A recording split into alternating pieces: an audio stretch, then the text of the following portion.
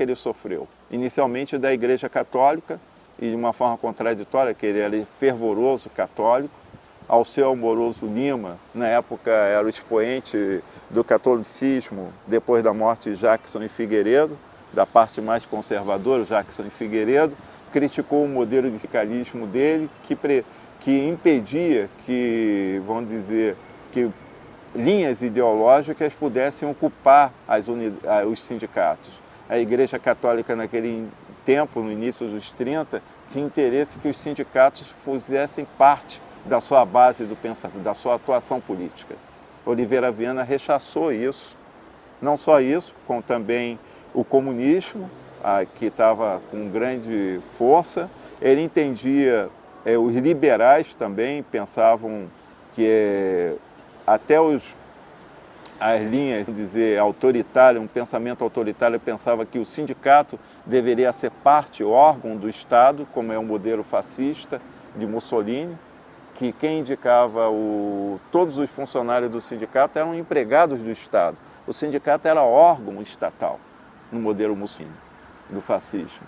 Ora, ele buscou um modelo que entendia que o sindicato deveria ser uma unidade de luta econômica, em que nenhuma linha ideológica e política deveria ser a base do sindicato. O sindicato deveria ser pluralista, a ter uma base territorial fixa, mas em que todas as questões políticas e sociais tivessem dentro do sindicato discussão, mas de forma que não para o crescimento econômico da categoria profissional.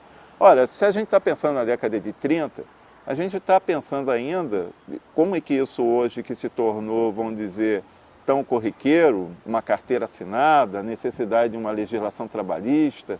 Hoje, quando nós pensamos em férias, em direito da mulher à gravidez, por uma licença gestante, toda essa legislação que nós temos ainda, o Ministério da Previdência Social, o Fundo de Garantia, uma série de instituições de proteção ao trabalhador, nós estamos saindo de uma época em que o trabalhador entrava na fábrica e tinha uma jornada de trabalho de 14 a 16 horas. Nós estamos dentro de uma época em que estamos brigando por uma jornada de trabalho de 8 horas. E nos Estados Unidos, teve rebeliões e greves para conquistar essa jornada. E a gente está falando dos Estados Unidos, que está na Revolução Industrial no século XIX. Nós estamos falando de um contexto em que a população masculina nas fábricas não passam de 30%.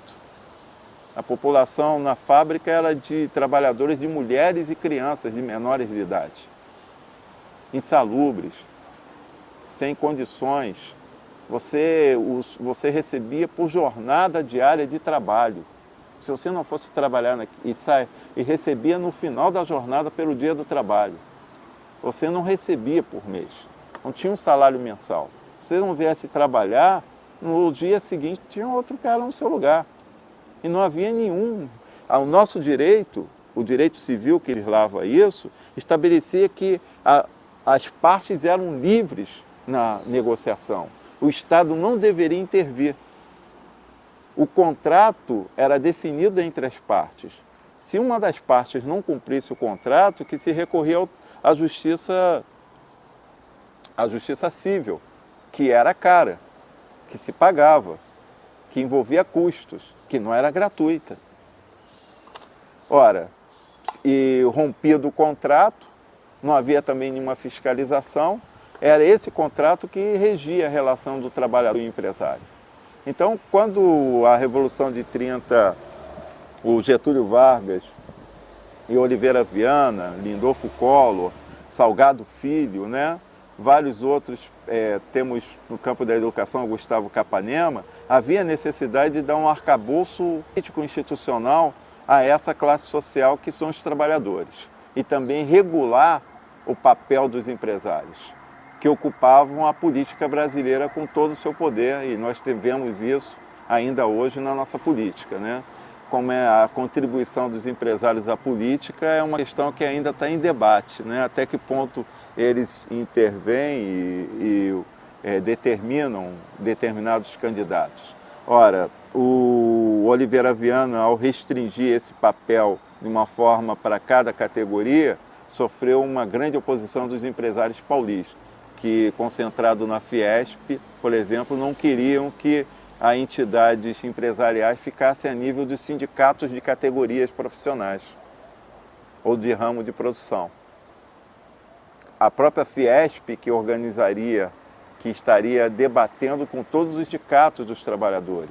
Oliveira Viana discutia isso no sentido de que esse modelo coloca a Fiesp com um poder comparável ao do Estado brasileiro, que ela está toda concentrada numa única entidade, discutindo com entidades dispersas dos trabalhadores, que seriam as entidades por categoria e por ramo de produção.